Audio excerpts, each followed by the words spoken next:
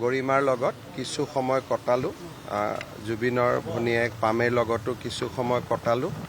জুবিনৰ পিতৃ দেৱতাকো প্ৰণাম জনালো আৰু আজি কোনো মোৰ ইয়াতে অফিচিয়েল ভিজিট নাছিলে সম্পূৰ্ণ ব্যক্তিগতভাৱে কিছু সময় কটাম বুলি আজি আহিছিলো আৰু এঘণ্টা সময় গোটেই পুৰণা কথা বতৰা পাতি কটালো আৰু গৰিমা কলেজত মোৰ লগত একেলগে পঢ়িছিল কটন কলেজত মই সিনিয়ৰ আছিলোঁ আৰু গতিকে বহুত দিনৰ পৰা জুবিন গৰিমাক মই ভাল কৰি জানিছিলোঁ গতিকে অকণমান মনৰ যেটো কয় দুখৰ সমভাগী হোৱা সেইটো কাৰণে ইয়াত আহিছিলোঁ আৰু বাকি কোনো কেছ গোচৰ এইবিলাক আমি একো পতা নাই খালি ব্যক্তিগত যিখিনি দুখৰ সমভাগী হোৱাৰ যেটো প্ৰচেষ্টা সেইটোৱে আছিল হ'ব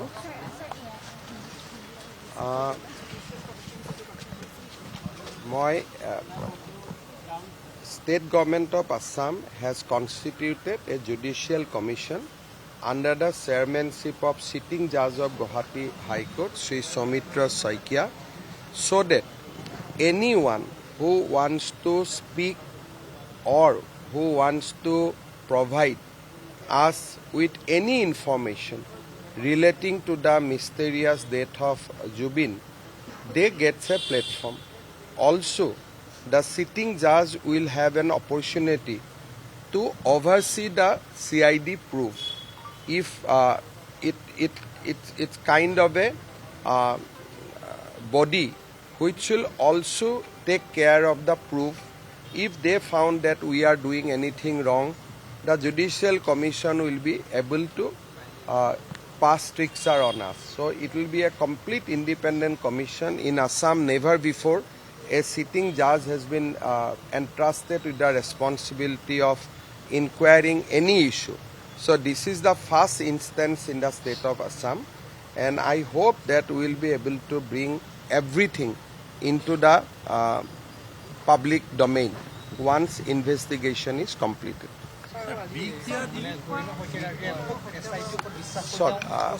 আপোনালোকে যিবিলাক ইনভেষ্টিগেশ্যনৰ সময়ত বিভিন্ন কথা বতৰা ওলাই থাকিব যেনেকুৱা শেখৰ গোস্বামীয়ে কৈছে জুবিন গাৰ্গক বিষ দিয়া হোৱা এতিয়া 10 তাৰিখে জুবিনৰ যেটো ভিসৰা বুলি কয় ভিসৰা পৰীক্ষা ৰিপৰ্ট আহিব গতিকে 11 তাৰিখে আমি গম পাই যাম যে আসলতে কি আছে কি নাই কিন্তু পুলিচৰ দায়িত্ব হল জুনে যি কয় কেছ ডায়েৰীত লিখিব লাগিব গতিকে বহুতে ভাল কব বহুতে বেয়া কব পুলিচে লিখি যাব আৰু আপোনালোকে গম পাই থাকিব কিন্তু সেইবিলাক পুলিচৰ কথা নহয় সেইবিলাক এজন সাক্ষীয়েহে কোৱা কথা সাক্ষীৰ ভাষ্যটো পুলিচৰ ভাষ্য নহয় আজি যেটো বিষ দিয়া বুলি গোটেই পেপাৰত কথাটো ওলাইছে এটো পুলিচৰ ভাষ্য নহয় এটো হল এজন অভিযুক্তৰ ভাষ্য এতিয়া তেওঁ এই ভাষ্যটো কিয় দিছে নিজক বচাবৰ কাৰণে দিছে নেকি বা কাবাক ব্লেম কৰিবৰ কাৰণে দিছে নেকি এই গোটেইবোৰ তদন্ততহে ওলাব আজি এতিয়া আমাৰ আটাইতকৈ বেছি চিন্তাটো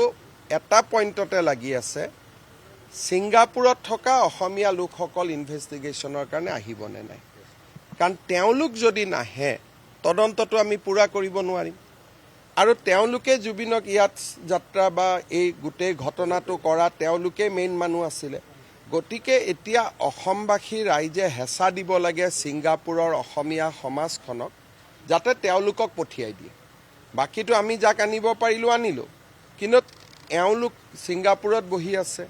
আৰু দুই এজনে আমাক লিখিছে এইটো অসুবিধাৰ কাৰণে আহিব নোৱাৰো অমুক নোৱাৰো কিন্তু অসমীয়া হিচাপে সেই মানুহকেজনৰ দায়িত্ব আছে আৰু আজি এতিয়া সিংগাপুৰত আছে মোৰো এক্টিয়াৰৰ ভিতৰত নাই ভাৰতৰ ভিতৰত থাকিলেতো ধৰি আনিলোহেঁতেন সিংগাপুৰত আমি অসমীয়া ৰাইজে তেওঁলোকৰ ওপৰত হেঁচা দিব লাগে সিংগাপুৰৰ অসমীয়া মানুহখিনিৰ ওপৰত যে আপোনালোকে যেন তেওঁলোকক পঠাই দিয়ে কাৰণ তেওঁলোক ইয়াত নাহালৈকে গোটেই ঘটনাটো কোনেও জোৰা লগাব নোৱাৰিব গতিকে মোৰ মনত যেটো চিন্তা হৈ আছে শেখৰ গোস্বামী শ্যামকানু মহন্ত সিদ্ধাৰ্থ শৰ্মা অমৃত প্ৰভা এইবিলাক এতিয়া আমাৰ হাতত আছে আমি যেনেকৈ নহওক সঁচা কথাটো তেওঁলোকৰ পৰা উলিয়াব পাৰিমেই কিন্তু আটাইতকৈ বেছি চিন্তা হৈছে যে সিংগাপুৰত থকা এই মানুহবিলাক 6 তাৰিখে আহিবনে নাহে যদি নাহে আমি আকৌ এটা পাকচক্ৰত সোমাই যাব লাগিব গতিকে তেওঁলোকক আমি সকলোৱে হেঁচা দিব লাগে তেওঁলোক যাতে যেনে তেনে অসমলৈ আহে আইনৰ জৰিয়তে অনাৰ ৰাস্তা এটা বেলেগ কিন্তু মানুহৰ হেঁচাৰ হ'লে সোনকালে আহিব কেছৰ লাভ কি হ'ব তেওঁলোকতো আছে ছিংগাপুৰত অসম পুলিচেতো ছিংগাপুৰত যাব নোৱাৰে আমাৰ ইয়াতে কেছ ৰেজিষ্টাৰ কৰোৱা কিছুমান মানুহ আছে কেছটো ৰেজিষ্টাৰ কৰি দিলে আপুনি নিউজ দিলে তেওঁলোকৰ নামটো হৈ গ'ল কিন্তু অসম পুলিচে ছিংগাপুৰৰ কেছ লৈ কি কৰিব অসম পুলিচৰতো ছিংগাপুৰত যোৱাৰতো কোনো এখতিয়াৰ নাই গতিকে ছিংগাপুৰত আমি যিটো হেঁচা বুলি কয় যে অসমীয়া মানুহে অসমীয়া মানুহক যিটো হেঁচা প্ৰয়োগ কৰে আমি তেওঁলোকক মানসিক হেঁচা প্ৰয়োগ কৰিব লাগিব তেওঁলোকৰ মাক দেউতাকক হেঁচা প্ৰয়োগ কৰিব লাগিব যে ল'ৰা ছোৱালীক লৈ আহক আমি ইয়াতে এই কেছ দিয়া মানুহকেইজনেতো পাব্লিচিটিৰ কাৰণে কেছ দিয়ে যেটোৱে হওক তেওঁলোকে কেছে দি দিয়ে জুবিন ইয়াতে ঢুকাইছে জ্যোতিৰাদিত্য সিন্ধিয়াৰ ওপৰতো কেছ দি দিছে এইটো এটা বেলেগ ধৰণৰ মানুহ কিন্তু কেছেদিটো অসম পুলিচে আনিব নোৱাৰে মৰিগাঁও থানাৰ পুলিচে ছিংগাপুৰৰ পৰা কেনেকৈ আনিব ইয়াত হৈছে তেওঁলোকৰ মাক বাপেক ইয়াতে থাকে আমি মাক বাপেকৰ ওপৰত পৰিয়ালৰ ওপৰত অসমৰ মানুহে হেঁচা প্ৰয়োগ কৰিব লাগিব যে ল'ৰাকেইজনক আনি দিয়ক ধন্যবাদ